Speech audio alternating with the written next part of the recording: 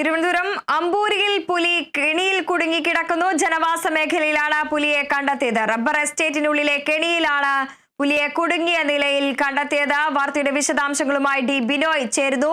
ബിനോയ്, തിരുവനന്തപുരം അമ്പൂരിയിലാണ് പുലി കെണിയിൽ കുടുങ്ങിക്കിടക്കുന്നത്. ഇങ്ങനെയാണ് വനം വകുപ്പിന്റെ നീക്കം. ഇന്ന് രാവിലെ ജനവാസ മേഖലയിൽ തന്നെയാണ്, ജനവാസ മേഖലയോട് ചേർന്ന് കിടക്കുന്ന റബ്ബർ എസ്റ്റേറ്റിലാണ് പുലിയെ കെണിയിൽ കുടുങ്ങിയ നിലയിൽ കണ്ടെത്തിയിരിക്കുന്നത്. ഇവിടെ ഇപ്പോൾ ഫോറസ്റ്റ് ഉൾപ്പെടെയുള്ള ഉദ്യോഗസ്ഥർ സ്ഥലത്തെത്തിയിട്ടുണ്ട്. അല്പസമയത്തിനുള്ളിൽ തന്നെ ഇതിനെ മയക്കുവെടി വെച്ച് പിടികൂടാനാണ് ലക്ഷ്യപ്പെടുന്നത്. ഇന്ന് രാവിലെ റബ്ബർ ടാപ്പിങ്ങിന് പോയ ആൾ ആണ് ഈ പുലിയെ കെണിയിൽ കുടുങ്ങിയ നിലയിൽ കണ്ടെത്തുന്നത്. ആദ്യം ആളുടെ അടുത്തേക്ക് ചാടി അടുത്ത് ചെല്ലുകയായിരുന്നു. പക്ഷേ കെണിയിലുണ്ടായിരുന്നത് കൊണ്ട് തന്നെ അപകടത്തിൽ നിന്നും ആ ആള് രക്ഷപ്പെട്ടു. എന്നാൽ പിന്നീട് തൊട്ടടുത്തുള്ള ഒരു വലയിലേക്ക് പുലി കുടുങ്ങുകയായിരുന്നു. ഇപ്പോൾ ഒരു ചെറിയ വലയിൽ കുടുങ്ങിയ നിലയിലാണ് പുലി ഉള്ളത്. ഏത് നിമിഷവും വല പൊട്ടിച്ച് പുറത്തേക്ക് വരാനുള്ള സാധ്യത കൂടി ഉള്ളതുകൊണ്ട് ആ ഭാഗത്ത് നിന്നും ആളുകളെയൊക്കെ മാറ്റി നിർത്തിയിട്ടുണ്ട്.